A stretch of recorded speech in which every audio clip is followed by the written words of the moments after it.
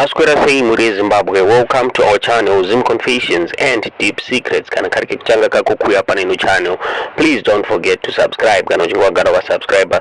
Don't forget to comment and share this video. Nasi muri Zimbabwe takuigirai nyaya kupisa mastetse social media. Mwana WaOlinda chapel uyo mkomana amuru kuona rapo au ya akatukirira stana na pamwechete na stepfather Vake Tytan au ya akatukirira muri Zimbabwe. Nyaya Kuti Vasiyane NaMai Vake muri Zimbabwe au ya akapopota muri Zimbabwe. Ndofunga murunguona zilong message ranyora ero muri Zimbabwe achiti akataura navo both Stana and Tytan Vasiyane NaMai Vake Olinda chapel achiti wakomana ava havasi kumira nenyaya yamafaro nemujolo shinzi wakomana ava kuraramira weekends muri Zimbabwe.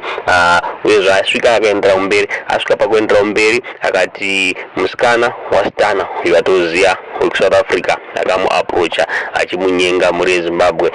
Nyaya yakaoma iri kupisa ameno apasati pane areply pakati paTytan pamwechete naStana uyezve mai vake Olinda chapel havasati vareply. Tichange tichikupai updates panyaya iyi munguva inoteera muri Zimbabwe. Tiudze zvamuri kufunga pamusoro penyaya iyi mucomment section.